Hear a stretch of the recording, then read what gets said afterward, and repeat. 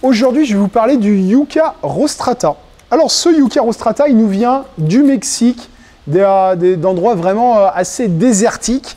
Et effectivement, il est très adapté à des conditions climatiques extrêmes. À la fois le froid, mais également le sec. Alors, pourquoi il est si adapté? C'est parce qu'en fait, il a des feuilles très dures qui contiennent peu d'eau. Donc, ça lui permet de ne pas geler en hiver et qui sont, on va dire, plutôt, qui ont une pruine, on appelle ça une pruine, un revêtement cireux qui va faire que l'eau va s'échapper difficilement de ses feuilles. Effectivement, il nous vient de régions où il peut ne pas pleuvoir pendant des mois et des mois, et donc il a capacité à économiser l'eau déjà, et puis à en stocker une partie dans son tronc, qu'on appelle aussi le stipe. Alors, ce Yucca rostrata, alors là on est sur une variété particulière qui a été sélectionnée pour être plus ornementale parce qu'elle est vraiment beaucoup plus bleutée. On voit les feuilles là, c'est vraiment assez magnifique. C'est la variété Blue Swan qui est une sélection. On remarque que les feuilles ont été coupées. Alors ça, il faut le savoir, c'est vrai que les yuccas, comme un certain nombre de plantes du désert, ça va souvent avoir soit des épines, soit des feuilles piquantes. Et c'est vrai que quand on est soit dans un endroit de passage, soit qu'on a des jeunes enfants, ça peut présenter des dangers. Donc sachez-le, ça peut se faire. On prend un ciseau ou un sécateur et on va couper juste la pointe de la feuille. On peut le faire en biseau pour que, esthétiquement, ça reste un peu sympa plutôt que de couper droit. Et ça n'empêche pas la plante de vivre, il n'y a pas de souci. Donc cette plante-là, on va la planter en plein soleil, forcément, parce qu'elle vient d'une région désertique, et dans un sol très drainant.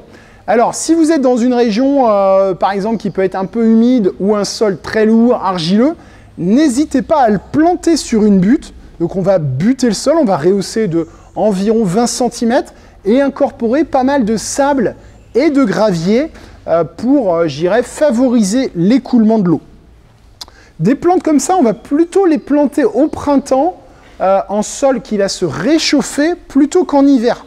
Hein. Alors, si on est sur la Côte d'Azur, on va pouvoir les planter n'importe quand, même en hiver. Mais dans des régions un peu humides, on va plutôt planter ça de mars à mai, de manière à ce que le système racinaire il se développe tout de suite et qu'on n'ait pas de risque de pourriture. Donc plein soleil, sol drainant, ça peut se cultiver en pot. Alors si on cultive ça en pot, il faut savoir qu'il faudra quand même penser à nourrir et à arroser, parce que même si ça résiste au sec dans la mesure du raisonnable. C'est-à-dire qu'une fois toutes les 2-3 semaines, il faudra penser à faire un bon arrosage.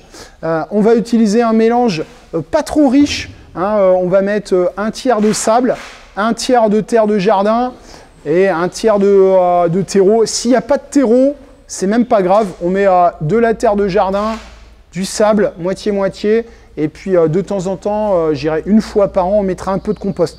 Mais ces plantes-là du désert, elles sont habituées à vivre à la dure, avec très peu de nourriture, donc on met pas trop de terreau et pas trop de compost. Alors comment ça se multiplie le Yucca rostrata? Au bout d'un certain nombre d'années, alors là on a une plante qui a déjà une quinzaine d'années, au bout d'un certain nombre d'années, vous allez voir émerger au cœur de la plante une hampe florale, une grande fleur. Alors là, la fleur, c'est assez spectaculaire. Ça va vous faire une tige qui va pouvoir faire 2 mètres de haut et puis qui va faire plein de fleurs. Alors, les fleurs, c'est pas forcément hyper esthétique. Et à la suite de ça, vous allez avoir des gousses avec des graines. Les graines, vous pouvez les semer. Il faut semer ça au mois de mars-avril, vraiment sur quelque chose de très drainant, en pleine chaleur. Et puis, vous aurez plein de petits bébés Yucca rostrata.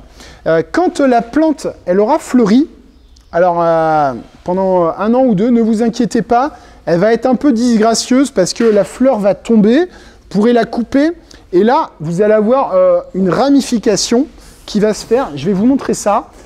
C'est comme ça qu'on obtient des yuccas qui vont avoir plusieurs troncs. Hein. Il ne faut pas les tailler, c'est quand ils montent à fleur, après avoir monté à fleur, qui vont faire plusieurs troncs. Le Yucca rostrata, c'est une plante assez facile parce qu'il n'y a pas de ravageurs ou de maladies connues actuellement. Alors, il peut y avoir dans une partie du Var un ravageur, un petit coléoptère qui peut venir manger le cœur de la plante. Mais pour l'instant, ça reste limité à que quelques communes. Donc, je ne vais pas détailler plus ce paragraphe-là. Un truc qui est important, c'est la protection hivernale des plantes. Alors, je vous l'ai dit, c'est une plante qui peut résister jusqu'à -15 quand elle est en pleine terre. Mais si jamais on est vraiment dans une région où il peut faire froid et humide, on ne va pas hésiter en faisant attention, parce que ça peut être, forcément, je vous l'ai dit, ça peut être piquant. L'avantage, c'est que les bords de la feuille ne sont pas coupants. On va rassembler tout ça comme ça. Voilà. Les attacher en haut. Alors, ça risque pas. On attache tout. Et puis, on va mettre des paillassons autour. Et éventuellement, on recouvre d'un sac poubelle. Alors, le sac poubelle, il ne faut pas le laisser pendant 2 mois. C'est-à-dire, c'est quand il fait un grand froid, je couvre.